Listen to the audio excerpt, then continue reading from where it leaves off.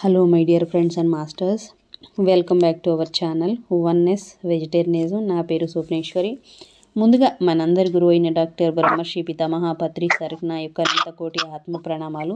సత్యలోకవాసులకి, దివ్యలోకవాసులకి, మహాకారణ లోకవాసులకి, నక్షత్ర లోకవాసులకి, ఏంజల్స్కి, మహావతార్ బాబాజీకి, బుద్ధ భగవానుడికి, రామ్తా మాస్టర్కి, మహా ఉపాధ్యాయుడు, మాస్టర్ టీచర్, ఇమోటల్ గురువు అయిన తండ్రికి, ఈ వర్తమాన క్షణంలో ఉన్న సమస్త సృష్టిలో ఉన్న యావత్ కాంతి మాస్టర్స్కి, ఇమోటల్ మాస్టర్స్కి, అన్ని ఏవైతే మూగజీవులు ఉన్నాయో మూగజీవులన్నిటికీ, ప్రతి ఒక్క మూగజీవికి, భూమాతకి నా యొక్క స్వయానికి కూడా అనంత కోటి ఆత్మ ప్రణామాలు. మరి రోజులాగానే ఈ రోజుకు మరింత జ్ఞానాన్ని విజ్ఞానాన్ని షేర్ చేయడానికి శాంత మేడంకి సాదరంగా వెల్కమ్ చేద్దాం masters. Madam welcome to our session madam. Over to you madam. Shanta madam. Thank you madam. Thank you. ముందుగా మన గురువు గారు బ్రహ్మశ్రీ పితామహ పత్రేశ్వరి గారికి, స్వర్ణమాల పత్రి మేడం గారికి నా అనంత కోటి ఆత్మ ప్రణామాలు, హృదయపూర్వక ధన్యవాదాలు, కృతజ్ఞతలు తెలియజేసుకుంటూ విశ్వంలోని గురువులందరికీ కూడా నా ఆత్మ ప్రణామాలు. అలాగే వన్నెస్ వెజిటేరియనిజం టీవీ వ్యవస్థాపకురాలు స్వప్నేశ్వర్ మేడం గారికి అనంత కోటి ఆత్మ ప్రణామాలు, కృతజ్ఞతలు. మన అందరు గురువు అయిన Ramtha master, immortal master, teacher, ఉపాధ్యాయులు అయిన రామ్తా గారికి శత కోటి కృతజ్ఞతలు, ధన్యవాదాలు. అలాగే నాకు జన్మనిచ్చిన తల్లిదండ్రులకు, నాకు సహకరిస్తున్న నా కుటుంబ సభ్యులకు కూడా ధన్యవాదాలు, కృతజ్ఞతలు తెలియజేసుకుంటూ నా స్వయానికి మరియు మేడం ఏదో సౌండ్ వస్తుంది, దారిలో ఎవరో ఏదో అమ్ముకుంటా పోతున్నారు మేడం, నా స్వయానికి ఈ వర్తమాన క్షణానికి కూడా నా శత కోటి కృతజ్ఞతలు, ధన్యవాదాలు తెలియజేసుకుంటూ స్వామి రామ అనే పుస్తకాన్ని చదువుతున్నాము. సహకరిస్తున్న మీ అందరికీ కూడా ధన్యవాదాలు.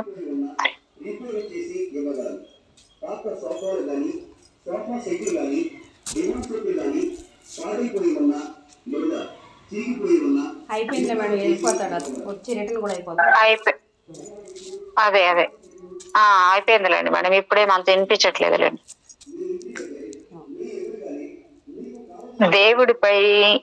దేవుడిపై నమ్మకం ఉంచండి అంటూ భోలే బాబా సముదాయించాడు. దీనికి పరిష్కారం చూడమని దేవీ మాతను పూజిస్తాను అంటూ చేతులు జోడించి గుండె దగ్గర పెట్టుకొని శిరస్సు వంచి ప్రార్థించారు.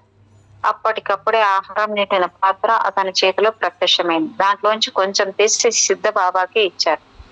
ఆయన దాన్ని తీసుకెళ్లి వంటింట్లోని మిగతా ఆహార పదార్థాల్లో కలిపారు. మరుక్షణంలో మొత్తం ఆహారం కుళ్ళిన చేప కంపు పోయి గుమగుమలాడుతూ విందుకు సిద్ధంగా తయారైంది. అనుకున్న ప్రకారం విందు సాగిపోయింది. ఈ మేడం సౌండ్ ఇంకా ఏదో వస్తుంది. అవునా మేడం? సరే ఇప్పుడు ఆపేస్తాను మేడం. అయితే ఓకే కదా మేడం? మేడం ఫ్యానా? ఓకే మేడం, ఆపేస్తాను. ఓకే మేడం, మీకు మరి ఇబ్బందిగా ఉంటదేమో అనుకుంటా. ఈ సంఘటన అక్కడికి వచ్చిన చిత్రకూట్ సాధువులందరినీ ఎంతో ఉత్సాహపరిచింది. దాంతో భోలే బాబాను తమతో 3 రోజులు ఉండి ఉపనిషత్ బోధ చేయవలసిందిగా ఆహ్వానించారు. సాధారణంగా భోలే బాబా ఇలాంటి ఆహ్వానాలను అంగీకరించరు, కానీ ఈసారి ఒప్పుకున్నారు. భోలే బాబా బోధ చేసిన ఆ 3 రోజుల్ని ప్రశ్న సమాధానాల పర్వాన్ని, యోగ పద్ధతుల ప్రదర్శనల్ని ఇంకా ఇప్పటికీ కొంతమంది గుర్తుంచుకున్నారు. పురాతన కాలం నుండి స్వచ్ఛమైన సాధువులకు, అంటే శ్రీరామచంద్రుని ధ్యానించే వైష్ణవితిని సాధువులకు చిత్రకూట్ ప్రసిద్ధి చెందింది. ఇక్కడ బ్రహ్మచర్య అభ్యాసం ముఖ్యమైన సాధనగా ఉండేది. మరికొన్ని కూడా నేర్చుకునేవారు. భోలే బాబా చేతిలో అక్షయ పాత్ర ప్రత్యక్షమైనప్పుడు అక్కడ లేని కొంతమంది సాధువులు, అలాగే కేవలం పేరు ప్రతిష్టల కోసం, గౌరవ మర్యాదల కోసం ప్రాకులాడే సాధువులు భోలే బాబా ఉపన్యాసాలను తాత్విక ఆధ్యాత్మిక వివరణల ద్వారా వివరించమని ఆటంకపరుస్తూ వాటి చర్చల కోసం సవాళ్లు విసురుతుండేవారు. ఏమైతేనే మొదటి 2 రోజులు భోలే బాబా గ్రంథాలను ఉదహరిస్తూ బోధ చేసేవారు కాదు. దాంతో ఆయనంటే పడని సాధువులు ఈయనకు తాత్విక గ్రంథాలతో పెద్దగా పరిచయం లేదనే అభిప్రాయానికి వచ్చారు. దాంతో 3వ రోజు వాళ్ళు తమ గ్రంథాలతో సభకి వచ్చారు. అవన్నీ వ్రాత ప్రతులే. సాధువులు బోలే బాబాపై దాడి చేయడం మీదే దృష్టి కేంద్రీకరించారు. తమ ప్రశ్నలను నేరుగా సంధించడం కన్నా తర్కాన్ని ఒక సాధనంగా చేసుకుని గ్రంథాల్లో విషయాలను మెలితిప్పి వ్యాఖ్యానించి తమ వాదనను సమర్థించుకునేవారు. అలా 4 గంటలు వాళ్ళ పాండితి ప్రకర్షను ప్రదర్శించారు. బోలే బాబా వాటన్నింటినీ ప్రశాంతంగా విన్నారు. చివరికి వాళ్ళ ఆర్భాటాలతో కూడిన సుదీర్ఘ ఉపన్యాసాలను విన్న తర్వాత ప్రత్యక్ష అనుభవం లేని జ్ఞానం చిత్రపటంలో ఉన్న బొమ్మను పెళ్ళాడి జీవించడం లాంటిది. ప్రత్యక్ష అనుభవం రావాలంటే ముందు నువ్వు సాధన చేయాలి. నువ్వు మొదట సరిగా పద్మాసనంలో కూర్చోవడం సాధన చేయి, సరిగా శ్వాసించడం సాధన చేయి, సరిగా ధ్యానించడం సాధన చేయి. తత్వ గ్రంథాల్లోని విషయాలను సాధన చేసేవారు మౌనంగానే ఉంటారు. వాటిని ఆరాధించేవారే కేవలం వాదనల కోసం వెంపర్లాడతారు. మీ వ్రాతప్రతుల్లో ఉన్న ఏ సాధన గురించైనా ప్రశ్నించండి, దానికి సమాధానం చెప్తాను. కానీ ఒక షరతు, మీరు ప్రశ్నించేటప్పుడు సావధానంగా అటు ఇటు కదలకుండా కూర్చుని అడిగితే నేను సమాధానం చెబుతాను అని సమాధానం ఇచ్చారు. ఇదే సమయంలో బోలేబాబా ప్రక్కన కూర్చున్న ఓ విశిష్ట సాధువు ఆ సాధువు సమూహానికి గుర్తు చేస్తూ, మీరు గమనించారా, 4 గంటల నుండి బోలేబాబా కదలకుండా పద్మాసనంలోనే కూర్చుని ఉన్నారు. కమలంలాగా మట్టి అంటకుండా భూమికి కాస్త ఎత్తులో ఉన్నారనే సంగతి మీరు గమనించారా? అమ్మో, చూడండి మేడం, అసలు ఇలాంటి వాళ్ళని కూడా ఆట పట్టిస్తారు. ఆ సాధువులై ఉండి కూడా తపస్సు అంటారు, ధ్యానం అంటారు, ఇవన్నీ చేసి కూడా ఇలాంటి వాళ్ళు కూడా ఉంటారు సాధువులు. ఎప్పుడు ఉంటారు, అన్ని రకాల వాళ్ళు ఉంటారు కదా మేడం. అన్ని అదే కదా సృష్టి అనేది, వైవిధ్యం కదా. అదే అదే అంటే భూమికి కాస్త ఎత్తులో ఉన్నారనే సంగతి కూడా ఎవరు గమనించుకోలేదు నాకు. అలాగే మాట్లాడుతూ ఉన్నారు వాళ్ళు. బాబా ఆయన వైపు చూస్తూ, మహారాజ్, వాళ్ళు తమ గ్రంథ సాహిత్యాన్ని, దాన్ని తత్వభారాన్ని నాపై మోపుతారని భావిస్తున్నాను. ద్వారా వాళ్ళ మెదళ్ళు, ఆత్మలు ఈ పవిత్రమైన భూమిలోని ప్రతి రేణువు నుంచి వెదజల్లబడుతున్న దివ్య కాంతిలో ఓలలాడనీయండి. గొప్ప గొప్ప సాధువు పుంగవులు, ఋషులు, భగవాన్ శ్రీ రామచంద్రమూర్తి, సీతమ్మ తల్లి తమ జీవశక్తితో దీవించిన ఈ ప్రదేశంలో నివసిస్తున్న వాళ్ళు ఎంత అదృష్టవంతులు. ఇప్పటికీ ఈ ప్రదేశంలో భగవాన్ దత్తాత్రేయ, పరశురాముడు, నాథుడు, చిరంజీవి ఆంజనేయ స్వామి అదృశ్య రూపాల్లో ధ్యానిస్తూనే ఉన్నారు అన్నారు. దీంతో వాదన చేసిన సాధువులందరూ తమ వ్రాత ప్రతుల్ని బోలేబాబాకి సవినయంగా అందించారు. దానికి ప్రతిగా బోలేబాబా ఏ విధంగా కూర్చోవాలో, ధ్యానం చేయాలో, శ్వాస తీసుకోవాలో వారికి నేర్పారు.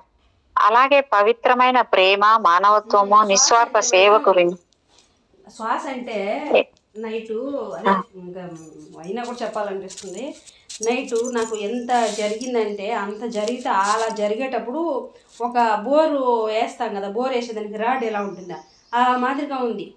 లిఫ్ట్ అని చెప్పి లిఫ్ట్లో ఎక్కితే దాన్ని మిస్ చేసి దీన్ని బట్టి చేస్తే ఇంకెటు ఏం మార్గం లేదు, పట్టుకోకపోతే పడిపోతాము. కాబట్టి దాన్ని పట్టుకుంటే దాన్ని పట్టుకున్నాను, దిగబడిపోతాను, కిందికి పోతా ఉంటే ధ్యానం ఎలా చేయాలి, ఎలా కూర్చోవాలి, ఎట్లా శ్వాస చేయాలి, ధ్యానం అంటే ఏంటి, ధ్యానం గురించి చెప్తున్నాను. అలా పట్టుకుని దింపుతా ఉంటే దిగబడిపోతా ఉంటే. అక్కడ ఎవరైనా ఉన్నారా మేడం మీ దగ్గర? ఇప్పుడు ఒక లిఫ్ట్ ఎక్కాలనుకున్నాను మేడం. లిఫ్ట్ ఎక్కాలనుకుంటే ఆ లిఫ్ట్ కొంచెం జస్ట్ క్రాస్ చేసేసారనమాట, మిస్ చేసేసారు కావాలని, వాంటెడ్గా నాకు ఎక్కొద్దని చేసేసేసరికి ఇంకా మరి ఎటు కాకుండా గాలిలో తేలుతున్నా పడిపోతాను, కింద పడిపోతాను. మరి ఏం చేయాలా, వెంటనే కనపడితే దాన్ని పట్టేసుకుంటే అది కిందకి దింపేస్తున్నారనమాట. దింపేస్తుంటే హాయిగా దాని మీద కాళ్ళు పెట్టుకొని కళ్ళు మూసుకొని చెప్తున్నా, ధ్యానం ఎలా చేయాలి, ధ్యానం ఎందుకు చేయాలి, ధ్యానం వల్ల లాభాలు ఏంటి, అలా చెప్తున్నా నేను. అలా చెప్పడం వల్ల కొంత దాకా పోతే ఒక చిన్న పిల్లాడు నెత్తి మీద, మన మేలు ముసుగు అంటాం కదా, మేలు ముసుగులా వేసుకున్నాడు చిన్న బాబు, ఒక 5 ఏళ్ళు లోపుంటే 5 ఏళ్ళు ఉండొచ్చు. ఆ బాబు వచ్చాడు దొడుకుపోవడానికి, మీరు రండి నేను దొడుకుపోతాను, నేను మీకు చూపిస్తారండి, నేను ఎలా పోవాలో చూపిస్తాను, నేను మీకున్నాను రండి అని చెప్పి నన్ను దొడుకుపోతాడు ఆ పిల్లోడు వచ్చి. ఏం అద్భుతం మేడం ఇది అనుభవం కూడా. ఎందుకంటే మాస్టర్స్ వచ్చారు అక్కడికి, మీకు సహాయం చేశారు, మీరు వాళ్ళకి సేవ చేస్తున్నారు. అసలు మేడం నిజంగా చెప్తాను మేడం, చాలా ఉంది కంటిన్యూ. Okay madam. ఉమ్, అంటే దానికి ప్రతిగా బోలే బాబా ఏ విధంగా కూర్చోవాలో, ధ్యానం చేయాలో, శ్వాస తీసుకోవాలో వారికి నేర్పారు. అలాగే పవిత్రమైన ప్రేమ, మానవత్వము, నిస్వార్థ సేవ గురించి బోధించారు. ఆ తర్వాత రోజు వారి వ్రాతప్రతులను గుర్రాలపై వేసుకుని వారు అలహాబాద్ కి వెళ్లిపోయారు. నేను ఈ కథను 1987లో కాన్పూర్ విశ్వవిద్యాలయంలో ప్రొఫెసర్ పనిచేసి రిటైర్ అయిన డాక్టర్ శుక్లా గారిని కలిసినప్పుడు వారు చెప్పగా విన్నాను. శుక్లాజీ అప్పుడు జరిగిన 3 రోజుల ఆధ్యాత్మిక వాద ప్రతివాద జరిగే సభకి హాజరయ్యారు. ఎందుకంటే ఒక సంస్కృత పండితుడు ఇంకా అరుదైన విలువైన సంస్కృత గ్రంథాల సంరక్షణ పట్ల ఆయనకు ఎంతో మక్కువ. వారు ఇదంతా చెప్పిన తర్వాత ఆ గ్రంథాలని ఎక్కడున్నాయి, అవన్నీ కాపీ చేయబడ్డాయా అని అడిగారు. నాకు తెలియదు, కానీ ఒక సందర్భం వచ్చినప్పుడు ఆ గ్రంథాల గురించి స్వామీజీని అడగగా ఆ గ్రంథాలలో కొన్ని ఇంకా అలహాబాద్ లోని బేనీ బాబా వద్దే ఉన్నాయని చెప్పారు. కొన్ని రోజుల తర్వాత స్వామీజీ ఆ గ్రంథాల వ్రాత ప్రతులు పెద్ద కట్టని నాకు అందించారు. ప్రతి గ్రంథము 2 పలకల మధ్యన భద్రంగా ఉంది. ఒక గ్రంథాన్ని తీసి చూడగా దాని పేజీ అంచు సూక్ష్మ చిత్రాలతో చిత్రింపబడి ఉంది. ప్రతి విభాగము చివర బొమ్మలు ఉన్నాయి. పై అట్ట గంధం చెక్కతో చేయబడిన పొర అంటించి ఉంది. పసుపు కాషాయ రంగు పూయబడి ఉండడంతో అది పూజింపబడిందని తెలుస్తోంది. చిత్రకూట్లో ఉన్న సాధువులు వీటిల్లో ఉన్న విషయాలను సాధన చేయడానికి బదులు వీటిని పూజించారు. వాళ్లకున్న ఆ అంతరార్థాన్నే ఈ పుస్తకం బహిర్గతం చేస్తున్నాయన్నారు. వీటిని తీసుకోవడం ద్వారా ఈ గ్రంథాలకి బానిసలు కాకుండా వాళ్లను విముక్తిని చేశాను అని అన్నారు. అలా అంటున్నప్పుడు ఆయన కళ్ళల్లో చిన్న మెరుపు చూశాను. బోలే బాబా సన్యాసత్వం తీసుకున్న తర్వాత సంచార జీవితాన్ని ప్రారంభించారు. ఆ సమయంలో మహాత్మా గాంధీ, శ్రీ అరబిందో, రమణ మహర్షి, ఠాగూరు, మాతా ఆనందమయి మాతాజీ అంటే అస్సాంలోని కామాఖ్య గుడిలోని సన్యాసిని అంటామే ఆనందమయ్య అని, బ్రహ్మానంద సరస్వతి, దక్షిణాదిలో శంకరాచార్య లాంటి ఎంతో మంది ప్రముఖులను కలిశారు. స్వామీజీ ఈ ప్రముఖులతో తన హిమాలయ స్వాముల సాన్నిహిత్యంలో గడిపిన జీవిత అనుభవాలను పంచుకున్నారని తెలిపారు. తర్వాత మహాత్మా గాంధీ ఠాకూర్లతో గడిపిన అనుభవాలు తన మీద ప్రగాఢమైన ముద్ర వేశాయని, తన జీవన పర్యంతము చేయదలిచిన ప్రతి పనిలోనూ వారి ప్రభావం ప్రతిఫలిస్తోందని ఆయన చెప్పారు. బోలే సన్యాసం స్వీకరించడానికి చాలా సంవత్సరాల క్రితమే బాబాజీ ఆయనతో, నువ్వు ఎప్పుడైనా మహాత్మా గాంధీని సందర్శించే అవకాశం వస్తే ఆయన ఎలా నడుస్తున్నారో, ఆయన దృఢ విశ్వాసాలు ఆయన ఉపన్యాసాలలో, ఆయన చేతలలో ఎలా ప్రతిఫలిస్తున్నాయో చూసి అర్థం చేసుకో. ఠాగూర్ తో ఉన్నప్పుడు ఆయన ఎలా కూర్చుంటున్నారో, నడుస్తున్నారో, మాట్లాడుతున్నారో, ఎలా పడుకుంటున్నారో గమనించు. ఆయన చేసే ప్రతి పనిలోనూ, ఆయన ప్రతి లక్ష్యంలోనూ ఆయన వైఖరి ఎలా ఉందో, ఇతరులతో వ్యవహరించేటప్పుడు, ప్రకృతితో అనుసంధానం ఏర్పరచుకునేటప్పుడు ఆయన స్వభావం ఎలా ఉంటుందో అర్థం చేసుకో అని చెప్పారు. మహాత్మా గాంధీ ఆశ్రమానికి వెళ్ళినప్పుడు బోలే బాబా స్వామీజీ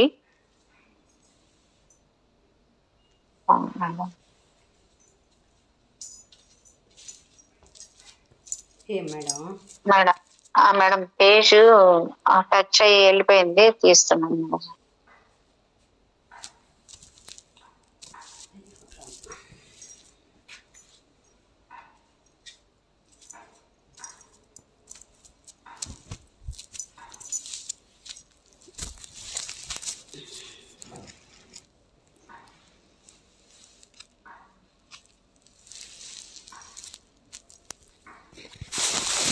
స్టోరీ భలే ఉంది మేడం, అసలు బాబోయ్. ఎక్కడ మేడం టచ్ అయిపోయింది? ఇది చాలా బాగుంది అయితే స్టోరీ.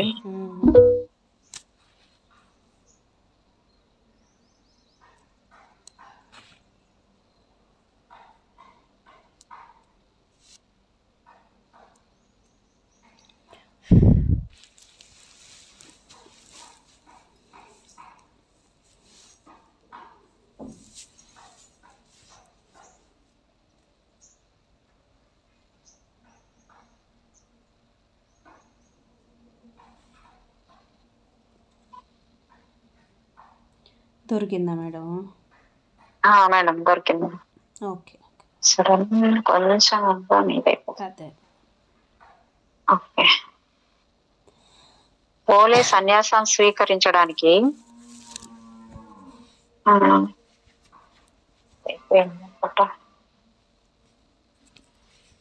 మహాత్మా గాంధీ ముక్కుసూటి స్వభావము, డాంబికాలు. ఇది మహాత్మా గాంధీ ఆశ్రమానికి వెళ్ళినప్పుడు బోలే బాబా స్వామీజీ అని అర్థం చేసుకో. మహాత్మా గాంధీ ఆశ్రమానికి వెళ్ళినప్పుడు బోలే బాబా స్వామీజీ చిహ్నాలేవి ధరించకుండా క్రింద కూర్చుని మామూలుగా ధ్యానించడం మొదలు పెట్టారు. ప్రతి వ్యక్తికి ఉన్న వ్యక్తిగత సాంప్రదాయ జీవితము అప్రధానమైనదని, నిస్వార్థమైన కర్మయోగ జీవన విధానం మాత్రమే ప్రధానమైనదే విషయము ఆచరణలో ఆశ్రమం అంతా అణువణువున ప్రతిధ్వనిస్తుంది. ప్రతి ఒక్కరూ పడుచువాళ్ళు, ముసలి వాళ్ళు, పేదలు, ధనవంతులు, ఆడ మగ, చదువుకున్న వాళ్ళు, చదువుకోని వాళ్ళు అందరూ శ్రమ చేస్తున్నారు. అక్కడ ఒక పని తక్కువ, మరో పని ఎక్కువ కాదు. మరుగుదొడ్లను శుభ్రపరచడం, గొర్రెలను మేపడం, పుస్తకాలు వ్రాయడం, సమావేశాలకి హాజరై జాతీయ సమస్యలను పరిష్కరించడం వంటి పనులన్నీ సమానమైన ప్రాధాన్యత కలిగినవే. హిందూ, ముస్లిం, సిక్కు, క్రిస్టియన్ అనే భేదభావం లేకుండా అందరూ ఒకే చోట ప్రార్థనలు చేస్తారు. అక్కడ బోలే బాబాకి గృహ నిర్వహణ ఇచ్చారు. దానితో పాటు ఆశ్రమ పత్రిక భావించి ఆయన పట్ల ఎలాంటి సంశయాలు లేకుండా తమ అభిప్రాయాలను వెల్లడించేవారు. ఉదాహరణకి ఒకరోజు గాంధీ గారు పత్రిక సంపాదక సిబ్బందిని సందర్శించినప్పుడు ఆ గొప్ప వ్యక్తి ఏమో ఎప్పుడొచ్చావు అని బోలే బాబాని అడిగారు. బోలే బాబా తన పేరు, మిగతా విషయాల గురించి చెప్పబోతుండగా మధ్యలో మహాత్మా కలుగు చేసుకుని, అవునవును, నువ్వు బాబా ధర్మదాస్ గారి శిష్యుడివి, నీ పేరు బోలే కదా అన్నారు. అది విని బోలే బాబాకి ఆశ్చర్యం, పులకింత రెండు ఒక్కసారిగా కలిగి బోలే నోట మాట రాలేదు. గాంధీ గారు చాలా సంవత్సరాల క్రితం బాబాజీని ఠాగూర్ ఆశ్రమంలో కలిశారు. అప్పుడు బోలే కూడా ఉన్నారు. ఇన్ని సంవత్సరాల తర్వాత గాంధీజీ బాబా ధరందాస్ జీ దగ్గర పెరిగిన ఆ పిల్లాడిని గుర్తుపట్టడమే కాదు, అతడిని పేరు కూడా గుర్తుంచుకున్నారు. ఈ సంఘటన తర్వాత గాంధీజీ అనేక వేల మందిని తీసుకున్నట్లే బోలే బాబాని కూడా తన సమూహంలోకి తీసుకున్నారు. అక్కడున్న 3 నెలలు బోలే బాబా తరచుగా గాంధీ గారితో అప్పటి విషయాలను చర్చించేవారు. చాలా వరకు చర్చలు మతము, రాజకీయాల చుట్టూ జరుగుతుండేవి. కానీ కొన్ని ప్రశ్నలు అడగడానికి బోలే బాబా సంశయించేవాడు. ఎందుకంటే ఆ ప్రశ్నలు వారిని అవమానిస్తున్నట్లు ఉంటాయేమోనని ఆయన భావించేవారు. ఉదాహరణకి బాబా సంచారం చేస్తున్నప్పుడు చాలా మంది సాధువులు, మేధావులు గాంధీ హిందూ మతానికి తగిన గుర్తింపు ఇవ్వటం లేదని విమర్శ చేసేవారు. దీన్ని తరచు గాంధీజీ పుత్రుల్లో ఒకరైన రామ్దాస్ బోలే బాబా నర్మగర్భంగా చర్చిస్తుండేవారు. గాంధీజీ ఈ ఇద్దరి యువకుల మనసుల్లో ఉన్న భావాల్ని గ్రహించగలిగారు. అందుకే ఒకరోజు బోలేతో భారతదేశంలో ఉన్న సన్యాసులను వివిధ రకాలుగా ఎలా వర్గీకరిస్తారు అని అడిగాడు. బోలే 4 రకాల సన్యాసులు ఉన్నారని చెప్పగలను. మొదటివారు మీకు విధేయులుగా ఉండి బ్రిటిష్ వారికి వ్యతిరేకంగా పోరాడుతున్న స్వాతంత్ర యోధులు. వారు కేవలం సన్యాసి వస్త్రాలు వేసుకుంటారు. వాళ్ళకి ఎలాంటి సాధన లేదు, గురువులు ఉండరు. ఆధ్యాత్మిక స్వేచ్ఛ కన్నా భౌతిక లేదా బాహ్య స్వేచ్ఛ వాళ్ళ లక్ష్యం. ఇంకొంతమంది సన్యాసులు ఉన్నారు. వారికి మీరన్నా బ్రిటిష్ వారన్నా కూడా ఇష్టం లేదు, కానీ స్వాతంత్రోద్యమంలో చురుగ్గా పాల్గొంటారు. వాళ్ళకి కూడా ఎటువంటి సాధన లేదు. వారికి కావాల్సింది ఈ బాహ్య ప్రపంచంలో స్వేచ్ఛ. ఈ 2 వర్గాలకి చెందిన వారు తమ తమ రాజకీయ లక్ష్య సాధనకు స్వామీజీల రూపాన్ని, పేరును ఉపయోగించుకొని హిందుత్వ మనోభావాలను వినియోగించుకుంటున్నారు. ఇంకా 3వ రకం సన్యాసులు కేవలం స్వీయ సాధన ద్వారా ఉన్నత స్థితిని సాధించే లక్ష్యం కలిగి ఉన్న సమూహం. వీరు అంతర్గతంగా స్వేచ్ఛను సాధించిన వారే. తాము మాత్రమే బాహ్య ప్రపంచంలో స్వేచ్ఛా వాతావరణాన్ని సృష్టించగలమని నమ్మేవాళ్ళు. వీళ్ళ లక్ష్యము స్వీయ పరిశోధన మార్గాన్ని తెలుసుకోవడం. వాళ్ళ స్థితి ఏమిటి, ఈ ప్రపంచంతో, భగవంతుడితో వాళ్ళకి ఉన్న సంబంధం ఏమిటి వంటి విషయాలను అర్థం చేసుకోవడం. ఇంకా 4వ పర్యాయానికి చెందిన సన్యాసులు నిరాశ నిస్పృహలతో ఈ ప్రపంచంలోని కష్టాలకు దూరంగా పారిపోయి ఎలాంటి లక్ష్యము లేకుండా తిరగడం. వీళ్ళకి సన్యాసం ఒక్క జీవనోపాధి.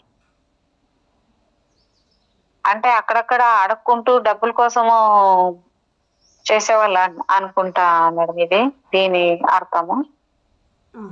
ఓకే. అంటే వీళ్ళు సన్యాసం ఒక జీవనోపాధి అనుకొని చేస్తుంటారు వాళ్ళు, అడుక్కుంటూ తింటూ. అవును అవును అవును నిజమే. అంటే అప్పుడు గాంధీజీ మేడం చెప్పండి. పొట్టకూటి కోసం, అదే తిండి కోసం, పొట్టకూటి కోసం అట్లా వేసుకొని అలా భిక్షాటన చేసుకుంటుంటారు. అదే అప్పుడు గాంధీజీ మీరు ఏ వర్గంలోకి వస్తారు అని అడిగారు. బోలే బాబా కాస్త దిగులు పడ్డారు. ఎందుకంటే గాంధీ ఆశ్రమంలో తనకు తానుగా స్వామీజీగా ఎవరితోనూ పరిచయం చేసుకోలేదు. అలాగే ఎవరు అతని స్వామిగా గుర్తిస్తారని అనుకోలేదు. బహుశా నేను 3వ తరగతికి చెందిన వాడిని అయి ఉంటాను అని అన్నారు బోలే. ఆ వర్గంలో స్వామీజీగా ఉండాలనే కోరికే ఓ గొప్ప విషయం. నిస్వార్థంగా అహింసాయుతంగా ఉంటూ నిరాశ నిస్పృహలతో సమస్యల నుండి తప్పించుకుని స్వామిగా జీవిస్తుంటే అదేం చెడు పని కాదు. కానీ మొదటి 2 వర్గాలకు చెందిన స్వాములతోనే చాలా ఇబ్బంది. అంతర్గతంగా ఉన్న వీరి స్వార్థ భావన వీళ్ళను నిజాయితీని తుడిచిపెట్టి కుయుక్తులుగా మారుస్తుంది. తరచూ వాళ్ళు న్యాయ నిర్ణేతలుగా మారుతారు. వాళ్ళు హృదయాలు ద్వేషాగ్నుల్ని ప్రజ్వరిల్లేలా చేస్తారు. బాహ్యంలో వీళ్ళు అహింసావాదుల్లాగే కనబడిన వారి అంతర్గతంగా వారిలో హింసావాద బీజాలు నాటబడి ఉంటాయి. ఇలాంటి స్వేచ్ఛావాదులు బాహ్యంగాను అంతర్గతంగాను కూడా శాశ్వత బానిసలుగా ఉంటారు. బాబా ధర్మదాస్ గురువుగా ఉండటం మీ అదృష్టం. ఆ మహానుభావులైన సాధువులు మహనీయ తత్వజ్ఞానాన్ని సేకరించి ప్రపంచానికి అందించండి అన్నారు గాంధీ. కొన్ని ప్రశ్నలకు మరో సమయం నాకన్నా ఇప్పుడే సుస్పష్టం పరచడం ఉత్తమం అనే భావనలో గాంధీజీ ఉన్నారనే విషయాన్ని బోలే బాబా గుర్తించారు. దాంతో ఆయన బాపు మీరు అన్నట్టే మతం రాజకీయాలు 2 చెట్టాపట్టాలు వేసుకొని నడవు అనే విషయం నాకు అర్థమైంది. కానీ స్వాతంత్రోద్యమం అనేది రాజకీయ తత్వంతో కూడుకున్నదే అందరూ భావిస్తారు.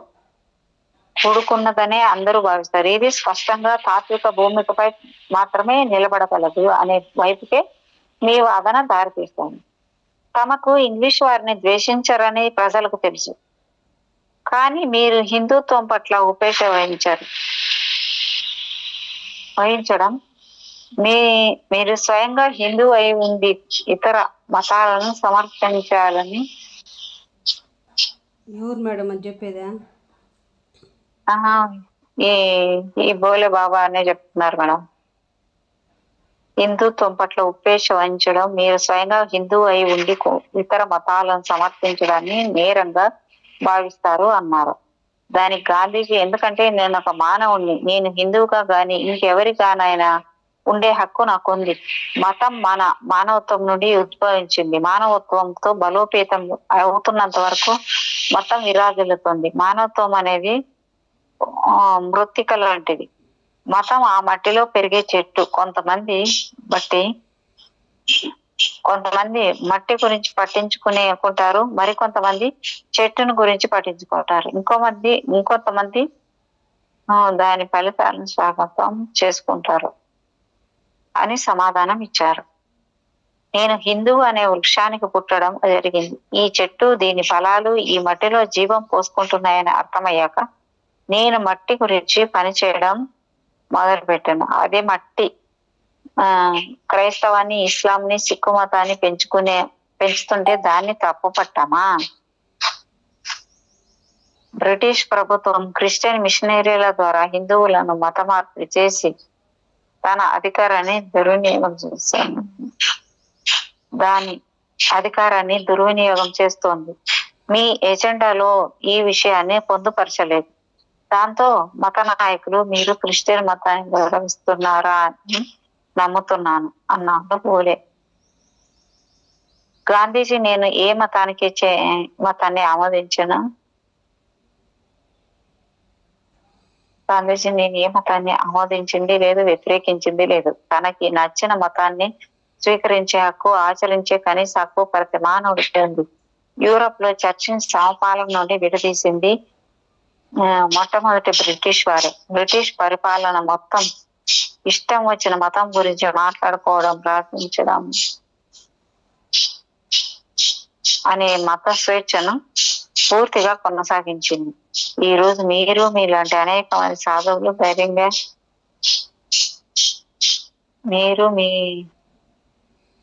మీలాంటి అనేక మంది సాధువులు ధైర్యంగా మతం గురించి బహిరంగ మాట్లాడుతున్నారంటే దానికి కారణం బ్రిటిష్ వాళ్ళు ఇచ్చిన మత స్వేచ్ఛ. సుమారు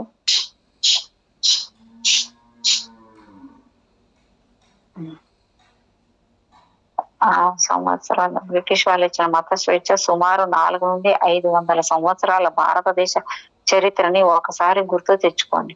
రాజులు తమకు ఇష్టమైన మతాన్ని బలవంతంగా ప్రజలపై రుద్దేవారు. బ్రిటిష్ వారు న్యాయాన్ని పరిరక్షించడానికి కోర్టు అనే వ్యవస్థను ప్రపంచానికి ఇచ్చారు. కనుక మీరిప్పుడు కోర్టులో ప్రభుత్వాన్ని సవాల్ చేయగల ఈ భావన పరిస్థితి బ్రిటిష్ పరిపాలనకు ఇంతకు ముందు లేదు. క్రిస్టియన్లకు వేరే మతస్థులను మత మార్పిడి చేసే హక్కు ఉందా బోలే అడిగాడు.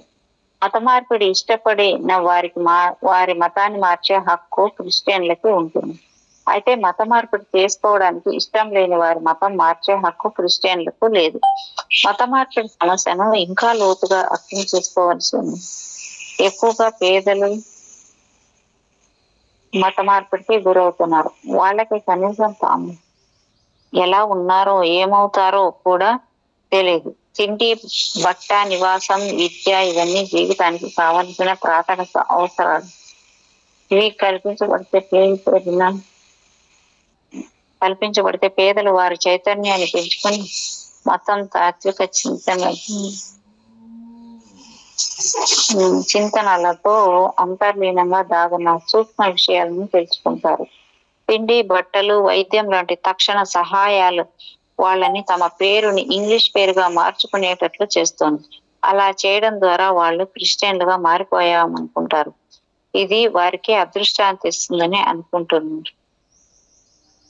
మతం మారిన పేదలు మీ ప్రేమను కోరుకుంటున్నారు, మీ విమర్శనలు కాదు.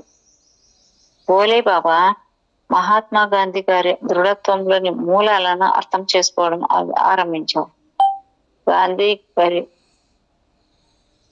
గాంధీ గారి మాటల్లో, చేతల్లో, ఆలోచనలో ఖచ్చితమైన సామరస్యం ఉన్నట్లు బోలే బాబాకి అర్థమైంది.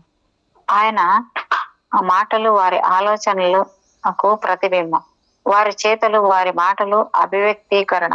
ఆయన నమ్మకాలను ఇతరుల మీద రుద్దరు, కానీ ఆయన తన నమ్మకాలకి అనుగుణంగా తన జీవితంలోని ప్రతి అంశాన్ని ఆచరిస్తారు. ఆయనకు శత్రువులు లేరు, కానీ నిత్యం సిద్ధాంతాల కోసం పోరాడతారు. గాంధీజీ గారిని చూసి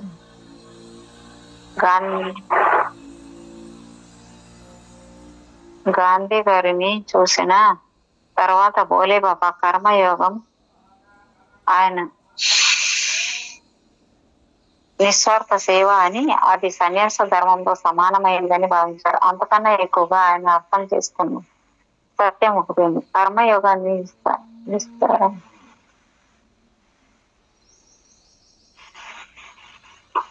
అర్థం చేసుకున్న సత్యం ఒకటి ఉంది. కర్మయోగి నిస్వార్థ సేవగా ఆచరిస్తున్న వ్యక్తికి, సన్యాసాన్ని స్వీకరించిన వ్యక్తికి మధ్య ఉన్న తేడా కేవలం వాళ్ళు ఎంచుకున్న మార్గం మాత్రమే.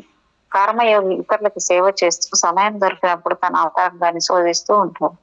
సన్యాసి తన యంతరంగాన్ని శోధిస్తూ నిత్య సమయాన్ని సేవ కోసం వెచ్చిస్తూ ఉంటాడు.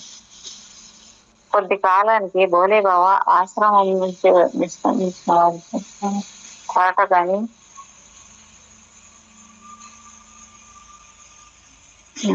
కొద్ది కాలానికి బోలే బాబా ఆశ్రమం నుంచి నిష్క్రమించారు. వారితో పాటుగా గాంధీ కుమారుడు కూడా బయలుదేరాడు. ఈ యువకులిద్దరూ హిమాలయాల వైపు ప్రయాణమై కొద్ది వారాల పాటు కుమేయు హిమాలయ ప్రాంతంలోని రమణీయమైన కౌసాని ప్రాంతాన్ని సందర్శించారు. అక్కడి నుండి ఇద్దరు ఎదిపోయి రామ్దాస్ గాంధీ అల్మోరా ప్రాంతానికి మేడం. మేడం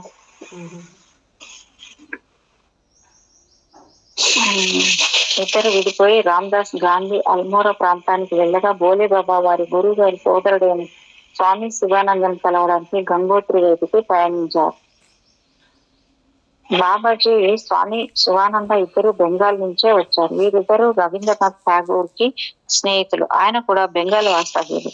ఒకరోజు స్వామి శివానంద బోలే బాబాతో ఠాగూర్ ఉన్నత ఆదర్శాల గురించి, ఆయన ఆత్మానుభూతుల గురించి చెబుతూ, ఠాగూర్ ఈ కాలంలో పుట్టిన మునీశ్వరుడని, తిరిగి వైదిక జ్ఞానాన్ని ప్రతిష్ఠించడానికి గమనించాడని తాను నమ్ముతానని అన్నాడు. ఆ మునీశ్వరుడు ఆధ్యాత్మికతకి ప్రాపంచిక జీవితానికి మధ్య అడ్డుగోడలా నిర్మించండి అని అన్నాడు. వాళ్ళ దృష్టిలో ఈ ప్రపంచం మొత్తం దేవుని అభివ్యక్తీకరణ, దేవుని తిరిగి ప్రతిష్ఠించడానికి జన్మించడానికి తాను నమ్ముతానని ఆ మునీశ్వరుడు ఆధ్యాత్మికతకి ప్రాపంచిక జీవితానికి మధ్య అడ్డుగోడగా నిర్మించండి అన్నారు. వాళ్ళ దృష్టిలో ఈ ప్రపంచం మొత్తం దేవుని అభివ్యక్తీకరణ. దైవ సృష్టిని అర్థం చేసుకోవాలంటే దీని నుండి దూరం వెళ్లాల్సిన అవసరం, ఒంటరిగా ఉండాల్సిన అవసరం లేదని చెప్పారు. వారిలో సాగే అంతర్మతనంలో వారు తమ స్థితిని ఆనందమైన ప్రపంచంతో తమకి గల సంబంధాన్ని అర్థం చేసుకోగలుగుతారని ఆయన అన్నారు. ఆ సందర్భంలో శివానంద స్వామి బోలేతో భారతీయ తాత్విక చింతనలో మోక్ష చింతన తర్వాత దశలో చేరిన భావన ఆయన తెలియజేశారు. స్వామి శివానంద, నువ్వు గాంధీ నుండి చాలా నేర్చుకున్నావు. నీ పరిత్యాగాన్ని మరింత ఉన్నత స్థితికి తీసుకుని వెళ్ళడానికి, నీ నిస్వార్థ సేవ తత్పరతను మరింత మెరుగుపరచుకోవడానికి నువ్వు కొద్ది రోజులు మహామునీశ్వరుడైన ఠాగూర్ దగ్గర ఉండు అని చెప్పాడు. తన చిన్నతనంలో బోలే బాబాజీతో పాటు కొద్ది రోజులు ఠాగూర్ ఆశ్రమం శాంతినికేతన్లో ఉన్నారు. ఠాగూర్ తన సమయాన్ని బాబాజీ మేడం కొంచెం ఇదాకా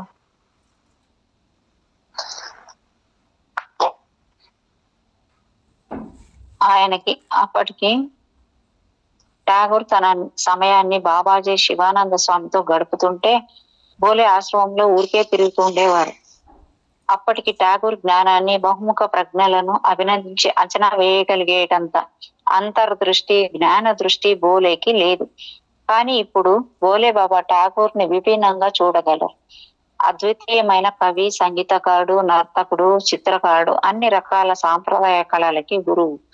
మునీశ్వరుడైన ఠాగూర్ శాంతినికేతన్ ఆశ్రమానికి స్వామీజీ ఓ ఖచ్చితమైన ఉద్దేశంతోనే వచ్చారు. ఎందుకంటే ఆ వేదజ్ఞాని దివ్య దృష్టి నుండి ఏ కళ దాటిపోలేదు.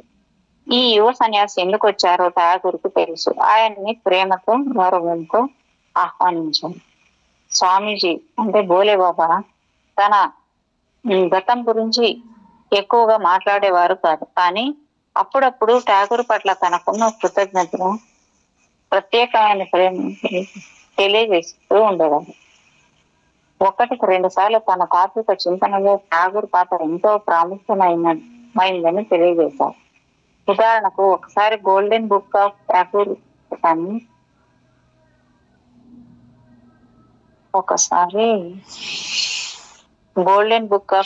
పుస్తకాన్ని తిరిగిస్తున్న సమయం క్రమంలో స్వామీజీ, ఈయన అంతులేని లోతైన మహాసముద్రం, అందులో నువ్వు ఎక్కడ దూకినా అమూల్యమైన నవరత్నాన్ని ఏరుకోగలవమ్మా. స్వామీజీ ఠాగూర్ గురించి ఎక్కువగా చెప్పలేదు. దాంతో స్వామీజీ అక్కడున్నప్పుడు వారితో పాటు ఉన్న వాళ్ళు ఎవరైనా కలుస్తారేమోనని చాలా రోజులు ఆశించాను. చివరికి 1993 వేసవి కాలంలో నా ఆశ ఫలించింది. ఆగస్టు 3వ వారంలో స్వామీజీ అమెరికాని వదిలి భారతదేశానికి వెళ్ళారు. స్వామీజీ విమానంలో న్యూయార్క్ నుండి దిగిన తర్వాత వెళ్ళిన మర్నాడు ఆ పెద్ద మనిషి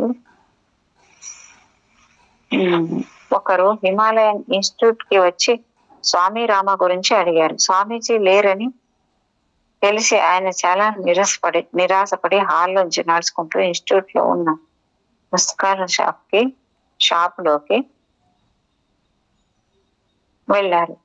నేను అటువైపే వెళ్తూ తారసపడి నన్ను నేను పరిచయం చేసుకున్నాను. మాటల్లో తన పేరు హర్రాయ్ దేశాయ్ అని చెప్పారు. ప్రతి పదాన్ని ఎంతో బరువుగా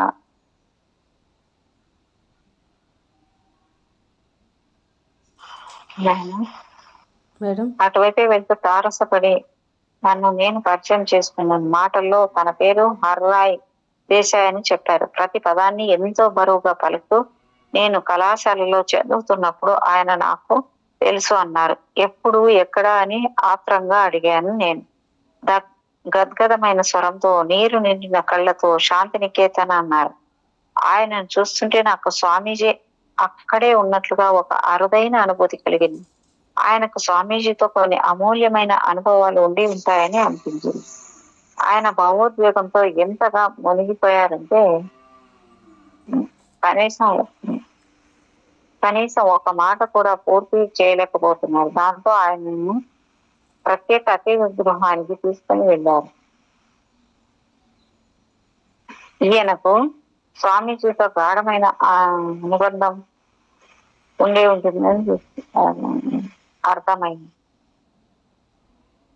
దాంతో ఆయన ప్రత్యేక అతిథిని తీసుకెళ్లాను. ఆయన స్వామీజీతో గాఢమైన అనుభవంలో ఉండే ఉంటుందని అర్థమైంది. అయితే ఈ సమయంలో ఆయన్ని మరింతగా ప్రశ్నించడానికి పూనుకోలేదు. దాంతో ఈ సంస్థ గురించి మీరెలా తెలుసుకున్నారని అడిగాను. న్యూజెర్సీలో ఉన్న అల్లుడిని కలుసుకోవడానికి వచ్చినప్పుడు హిమాలయ పరమగురులతో జీవనం అనే పుస్తకాన్ని చూడడం సంభవించిందని, దాంట్లో పవిత్ర టిబెట్ లో నా ప్రధాన గురువులు అనే అధ్యాయం చదువుతున్నప్పుడు తాను తన అనుభవాలే చదువుకున్నానని, అదీగాక ఆ పుస్తక రచయిత శాంతినికేతన్ లో తనతో పాటు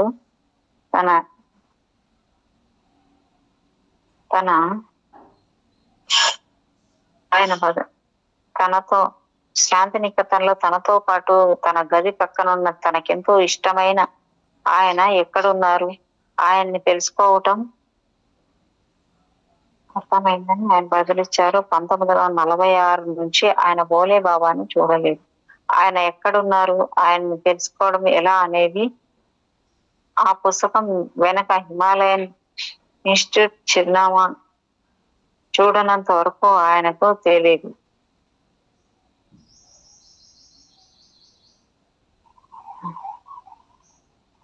ఆయనను తెలుసుకోవడం ఎలా అనేది ఆ పుస్తకం వెనక హిమాలయన్ ఇన్స్టిట్యూట్ చిరునామా చూడనంత వరకు ఆయనకు తెలియదు. ఆ మాటల్లో శాంతినికేతన్లో స్వామితో గడిపిన సమయాన్ని చాలా తక్కువగా చెప్పారు. కానీ వెళ్తున్నప్పుడు చాలా రోజుల తర్వాత ఆయన గురించి విన్నాను.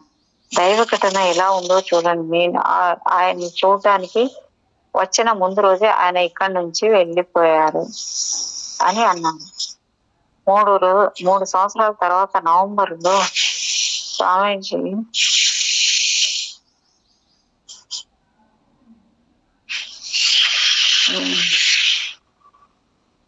3 సంవత్సరాల తర్వాత నవంబర్లో స్వామీజీ తన దేహాన్ని త్యజించారు. 6 వారాల తర్వాత ఇక్కడి స్థలంలో ఆయన గౌరవార్థం నూతన సంవత్సర వేడుకలకు నిర్వహించారు. హర్రాయ్ దేశాయ్ ఇక్కడే ఉండటంతో ఆయన గౌరవ అతిథిగా పిలిచి ప్రారంభంలో స్వామీజీ గురించి కొన్ని విషయాలు మాట్లాడమన్నారు. ఆయన హాజరయ్యాడు. కానీ వచ్చిన వారి ముందు స్వామితో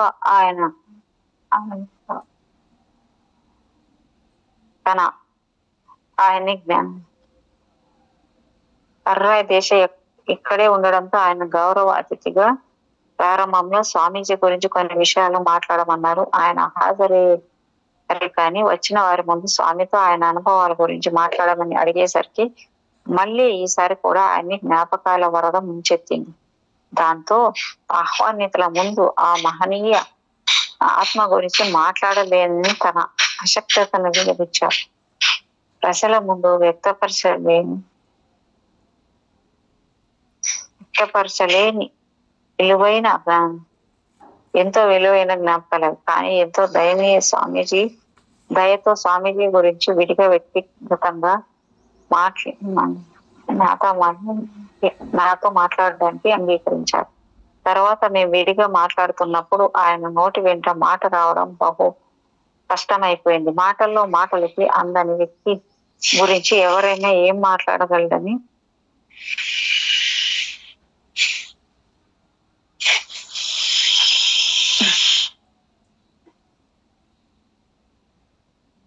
మాటలకి అందని వ్యక్తి గురించి ఎవరైనా ఏం మాట్లాడగలరు అని అన్నారు. చివరికి హిందీ, ఇంగ్లీషు కలగలుపు భాషలో మేము మాట్లాడుకోవడం మొదలు పెట్టాం. ఆ సంభాషణ నుంచి చాలా సమాచారం సేకరించడం జరిగింది.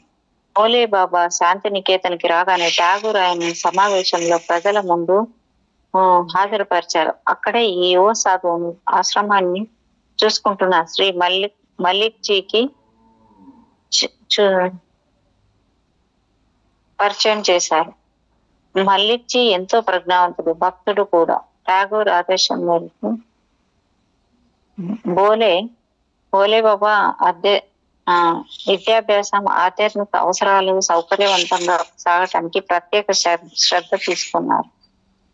ఠాగూర్ ఎక్కువ సమయం రచనలలోనూ చిత్రలేఖనంలోనూ గడుపుతున్నప్పటికీ సమయం శ్రద్ధగా కేటాయించగలిగారు. ఒకరోజు హిమాలయ పరమ గురువులతో జీవనం హిందీ అనువాదంలోని త్యాగం కాదు విజయాన్ని సాధించు అనే భాగ్యాన్ని వ్యాఖ్యానిస్తూ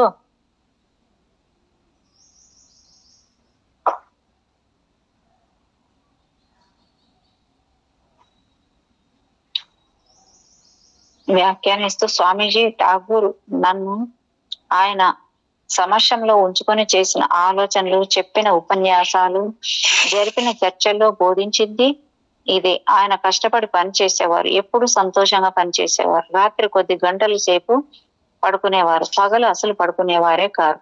ముసలితనం ఆయనలో శ్రమించే తత్వాన్ని, సంతోషంగా ఉండే లక్షణాన్ని ఏమాత్రం మార్చలేదు. నా జీవితంలో ఇంతవరకు నేను చూసిన సాధువులు, ఋషులందరికంటే ఈయన పూర్తిగా భిన్నమైన వారు. ఆయన్ని గమనించడం మాదిరి ఆయన చుట్టూ నిష్క్రియంగా ఉండే శాంతి కన్నా శక్తివంతమైన ప్రశాంతత ఆవరించి ఉండడం చూశాను. నా గురువు గారు కూడా ఇలానే ఉండేవారు.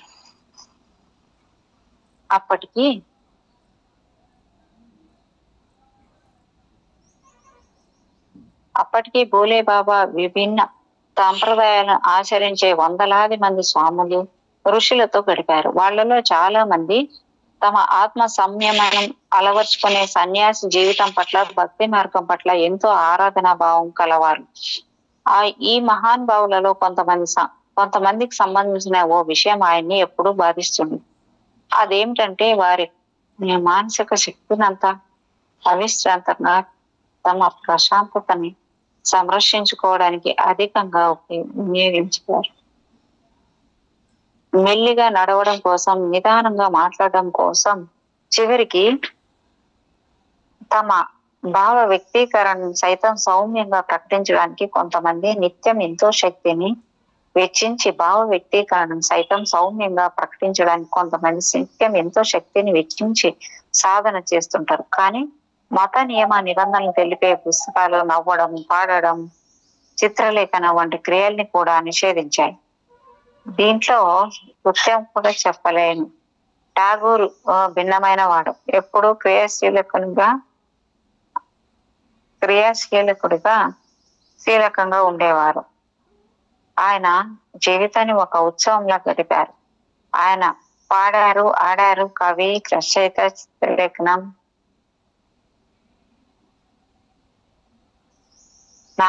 నాటకాలకు ధర్మకత్వం వహించారు. ఆడారు, కవి, రచయిత, చిత్రలేఖనం చేశారు. నాటకాలకు ధర్మకత్వం వహించారు. ఆయన నృత్య బోధకులు, సర్కరులు, నర్తకులు కూడా అయినప్పటికీ వేద జ్ఞానులు వేద మంత్రాలను సూత్రధారులైనట్టు టాగోర్ జ్ఞాన సూత్రం ఇది. మేడం టైం అయిపోయింది చూడండి. స్వప్న మేడం, ఒకరోజు బోలే బాబా ఈ ప్రపంచం నుంచి మనంగా విడిపోయి ఏమన్నా సాధించగలమా అని ఠాగూర్ని అడిగితే ఆయన అవును, నీలో నీకు అవసరం లేని అంతరంగం నుండి నిన్ను నువ్వు దూరం చేసుకోవడం ద్వారా నీకు స్వేచ్ఛ లభిస్తుంది. అంతకన్నా ఎక్కువేమీ లేదు. నా మార్గం ఈ ప్రపంచం నుంచి దూరం వెళ్ళి స్వేచ్ఛ వాయువులు పీల్చుకోవడం మాత్రం కాదు, ఏమి కావాలో దాని కోసం ప్రయాణించేటట్లుగా మారడమే ఉన్నతమైన మార్గం అన్నారు. హిమాలయ పరమ గురువులతో తమ జీవనం పుస్తకంలో స్వామి రామ ఒక చోట ఇలా అన్నారు. ఠాగూర్ భావంలో మనిషి పరిణామం అంటే మనిషి సృజనాత్మక వ్యక్తిత్వ పరిణామం.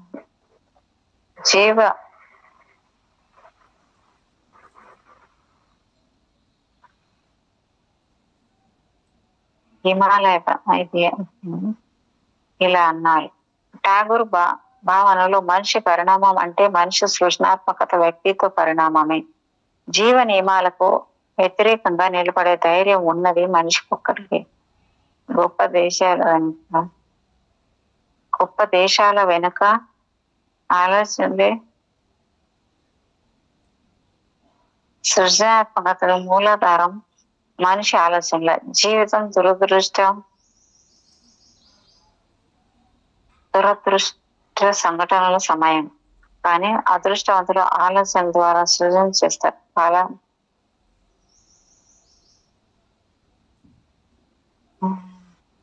కాలం అన్నిటినీ వడపోస్తుంది. మూలాధారం మనిషి ఆలోచనలే. జీవితం దురదృష్ట సంఘటనలమయం, కానీ అదృష్టవంతుడు ఆలోచన ద్వారా సృజన చేస్తాడు. కానీ కాలం అన్నిటినీ వడపోస్తుంది. కానీ అగోచనల అనే సంపదలలో కన్నా ఉత్తమమైనది సంపద. సరైన సమయంలో ఆలోచనలను సామర్థ్యాలను వెలిబుచ్చే అవకాశం ఆవిష్కరించేందుకు అరుదుగా దోహదపడేది అదృష్టం. శాంతి నికేతన్ వాతావరణంలో కొన్ని రోజులు సంతోషంగా గడిపిన తర్వాత భోలే బాబా సృజనాత్మకత స్వభావం గురించి ఆలోచించడం మొదలుపెట్టాడు. ఆచారాలతోనూ ఒత్తిడి వాదాలతోనూ మూఢ విశ్వాసాలతోనూ మత భావన తాని అవారణ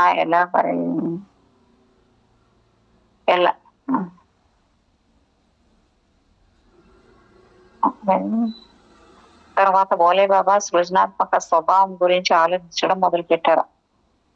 ఆచారాలతోనూ పిడి వాదాలతోనూ మూఢ విశ్వాసాలతోనూ మత భావన దాని ఆచరణ ఎలా సాగిపోతుందో సర్వసంగ పరిత్యాగ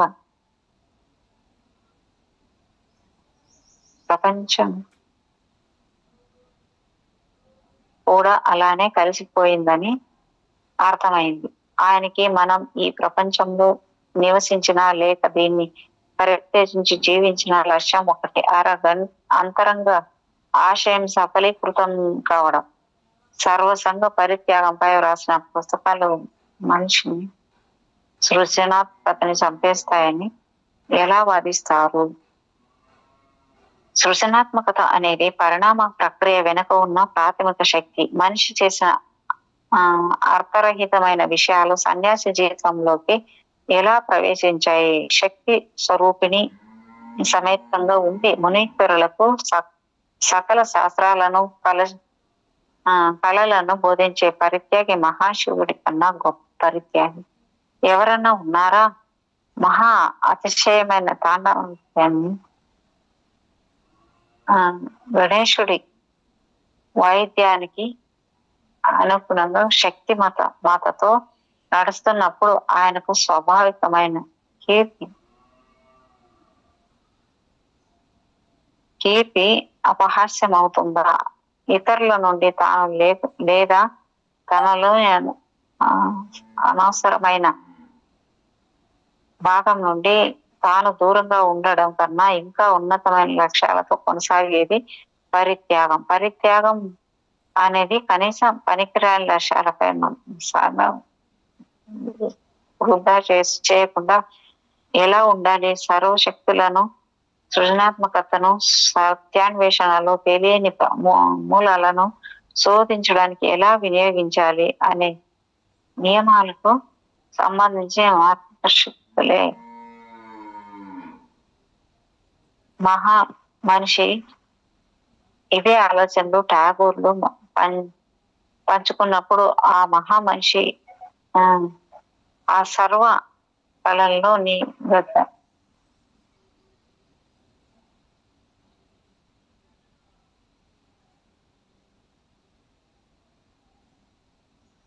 మేడం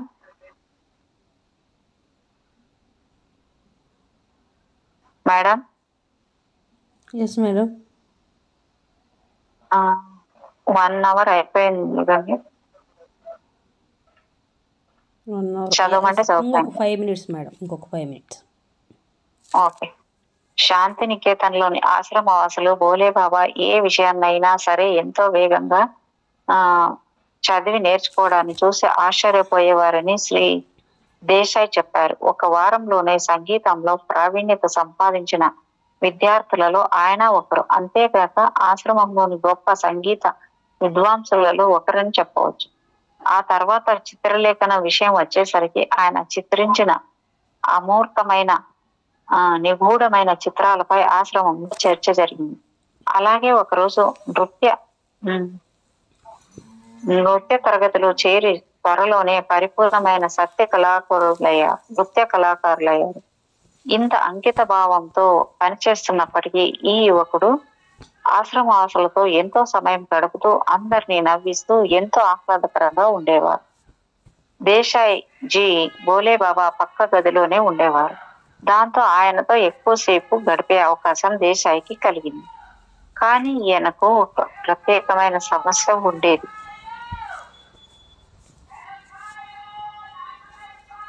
అయిపోయిందిలే మేడం, మిరపకాయలు. అదే, ఈయనకు చన్నీళ్ళ స్నానం అంటే భయం. బోలేకి ఇది తెలుసు. దాంతో ఒకరోజు ఈయన గదికి దగ్గరకు తీసుకెళ్లి దేశాయ్ గారిని కళ్ళు మూసుకోమన్నారు. అప్పుడు ఓ బకెట్ నీళ్లు బావి నుండి తోడి ఆయన తల మీద బళ్ళున పోశారు. దేశాయ్ గారు మొత్తం తడిసి నానిపోయి ఉన్నప్పుడే తిరిగి తన మీద కూడా 7 బకెట్ల నీటిని తోడి కుమ్మరించుకోమన్నారు. దేశాయ్ అట్లాగే చేసిన తర్వాత కొంతసేపటికి తనకి చన్నీళ్ళ స్నానం అంటే ఉండే భయము మాయమైందని తెలుసుకున్నాడు. శాంతినికేతన్లో ఉన్న మిగతా రోజుల్లో కూడా అదే విధంగా దేశాయ్ స్నానం చేసి 7 బకెట్ల నీళ్లతో భోలేబాబాకి స్నానం చేయించేవారు. క్రమంగా భోలే మామూలు విద్యార్థి కాదని ఆశ్రమవాసులు అర్థం చేసుకున్నారు. ఈయన మరణించిన భవాల్ రాజ్కుమారాన్ని తిరిగి బ్రతికించిన గొప్ప యోగి బాబా ధర్మదాస్ అనంబు శిష్యుడనే వార్త ఆశ్రమం అంతా వ్యాపించింది. ఒకప్పటి భోలేబాబా గురుభ్రాత ప్రస్తుత కాలంలో రాజు అయిన భవాల్ ఠాగూర్ ఆశ్రమానికి వచ్చారు. దాంతో ఆశ్రమ వాసులంతా ఆశ్చర్యంలో మునిగిపోయారు. భోలేబాబాని భవాల్ కౌగిలించుకోగా ఆశ్రమ వాసులు ఆశ్చర్యంతో చూడసాగారు. ఠాగూరు రాజును ఒక యోగిగా గౌరవిస్తున్నప్పుడు వారు మరింత ఆశ్చర్యపోయారు. భోలేబాబా రాజు తర్వాత వేసిన ఆసనాన్ని అంగీకరించి కూర్చున్నారు. ఠాగూర్ వారిని విద్యార్థిగా కాక ఒక సాధువుగా చూడడం మొదలు పెట్టేసరికి ఆశ్రమ వాసులంతా పోయేవారిపోయారు. దీంతో భోలేబాబా వయసుని ఆయన ప్రదర్శించే విషయాన్ని చూసి ఆశ్రమ వాసులు అమాయకంగా మోసపోదలుచుకోలేదు. ఇంకా ఆయన గురించి వారి గురువు గురించి తెలుసుకోవడానికి ప్రయత్నించసాగారు. ఈ విషయంలో బోలే మౌనంగా ఉండటాన్ని వారు గమనించారు. అదే సమయంలో టిబెట్ లో ఉన్న వారి పరమ గురువు గురించి కాస్త గురువు మేడం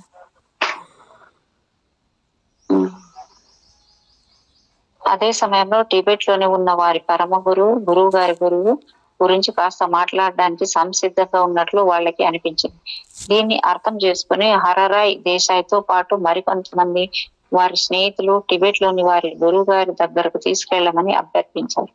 వారి సంతోషం కోసం బోలే అంగీకరించారు. ఈ ప్రయాణం కోసం వాళ్ళు సిద్ధమవుతుండగా బోలే బాబాకి ఓ నిగూఢమైన టెలిగ్రామ్ వాళ్ళ గురువు గారి నుంచి వచ్చింది. దాంట్లో బోలే వెంటనే రా, సమయం ఆసన్నమైంది అని ఉంది. స్నేహితులు ఎవరికి దాంట్లోని విషయాన్ని తెలియజేయకుండా నేను ఇక వెళ్ళాలి అని అందరికీ చెప్పాడు. ఠాగూర్ దగ్గరికి వెళ్లి ఏం జరిగిందో వివరించాడు. అప్పుడు బోలే బాబా, నేను వెళ్ళటానికి మీరు అనుమతించే ముందు నాకు మరెప్పటికీ నిలిచిపోయే సుసంపన్నమైన సందేశాన్ని బహుమతిగా ఇస్తే ధన్యుడిని అవుతాను అని అభ్యర్థించాడు. వినయంతో బోలే బాబా నేల మీద కూర్చున్నాడు. ఠాగూర్, ఈ ప్రపంచం మొత్తం ఒకే జీవ చైతన్యంతో నిండి ఉంది. దీనిలో మనుగడ సాగిస్తున్నది ఏదైనా దీని ప్రతిరూపమే. మేడం, మీరు చెప్పుతుండేది ఇక్కడ పాయింట్ ఎంత బాగా వచ్చింది చూడండి మేడం. ఠాగూర్ చెప్పాడు ఇది. ఈ ప్రపంచం మొత్తం ఒక జీవ చైతన్యంతో నిండి ఉంది. దీనిలో మనుగడ సాగిస్తున్నది ఏదైనా దీని ప్రతిరూపమే. సత్యం, శివం, సుందరం దీని సహజ గుణాలు. మతతత్వంలో ఈ సర్వ ప్రపంచ మనుగడికి మూలమైన చైతన్యాన్ని దేవుడు అని అంటారు. దేవుడి కోసం బాహ్యంగా పరితపించేవారు నిరర్థకంగా జీవిస్తుంటారు. దేవుడిని తమలోనే అన్వేషించేవారు త్వరలో దేవుడు తమలోనే ఉన్నాడని అనుభూతి చెందుతారు. దేవుని ప్రతిరూపమైన శివం, సత్యం, సుందరం భావనని అలలుగా ప్రసరింపజేసేదే ఆత్మ. దేవుడికి ఆత్మకి మధ్య సంబంధం సముద్రము, దానిలో లేచే అలల వంటిది. సముద్రంలోంచే అలలు ఎగజిమ్మి సముద్రంలోనే కలిసిపోతాయి. ఒకసారి ఇది అర్థమైతే మనమే దేవుడు, దేవుడే మనము అని భావించి మనుషులు దేవుణ్ణి వెతకడం మానేస్తారు. అచ్చం సముద్రం అలల మాదిరి వ్యక్తి ఈ అనుభవం ద్వారానే. మేడం, ఏం లేదు మేడం, బాగా వచ్చింది అంటున్నా, కరెక్ట్గా బాగా వచ్చింది. అదే మనం అని భావించి మనుషులు దేవుణ్ణి వెతకడం మానేస్తారు. అచ్చం సముద్రం అలల మాదిరి వ్యక్తి ఈ అనుభవం ద్వారానే మరణం పట్ల ఉన్న భయాన్ని అధిగమిస్తాడు. ఎందుకంటే సముద్రం లాంటి చైతన్యంలో అలలు కనిపించి మాయమవుతున్నట్లు వారికి పుట్టుక, చావు రెండు సహజ పరిణామాలే. దేవుణ్ణి తమకి బాహ్యంగా సందర్శించాలని భావించే వారికి ఈ ప్రపంచం ఒక బందీఖానా అనే విషయాన్ని గుర్తుంచుకోమని ఠాకూర్ బోలే బాబాకి గుర్తు చేశారు.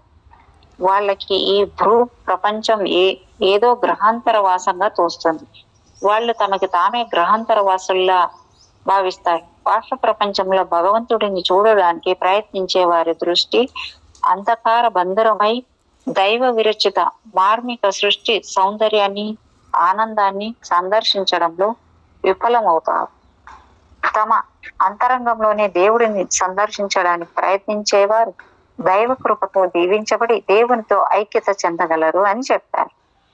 తన సందేశాన్ని ముగిస్తూ ఠాకూర్ పదార్థ పరిణామం అంటే అచ్చంగా సముద్రంలో దీవి ఏర్పడటం లాంటివి. సముద్ర తరంగాలు ఈ దీవిని కడిగి జీవశక్తితో నింపుతుంది. అది చైతన్యంతో స్పందించడం మొదలు పెడుతుంది. దీన్నే పుట్టుక అంటారు. మళ్ళీ అలలు వెనక్కి వెళ్ళి సముద్రంలో కలిసినప్పుడు దాన్ని మరణం అంటారు. కానీ సారంలో సముద్రం ఎప్పుడు నిలిచే ఉంటుంది. నిరంతరం సాగే చావు పుట్టుకల ద్వారా మార్పు చెందని సముద్రం చైతన్యం తనలో నిరంతరాయంగా మార్పు కొనసాగుతున్న సృజనాత్మక శక్తితో ఆనందిస్తూ ఉంటుంది. మీరు మీ ప్రత్యక్ష అనుభవం ద్వారా శాశ్వతమైన నిరంతరం మారుతున్న ప్రకృతి ముఖార విందాన్ని దర్శించవచ్చు. ఆధ్యాత్మిక ఉన్మత్తత కలిగించే ఆమె సంగీతాన్ని, సృజనాత్మకత నృత్యాన్ని తనివి తీరా వీక్షించవచ్చునని అన్నారు. Okay madam. Okay madam. Thank you madam. Thank you so much madam. మీకు నా యొక్క హృదయపూర్వకమైన కృతజ్ఞతలు.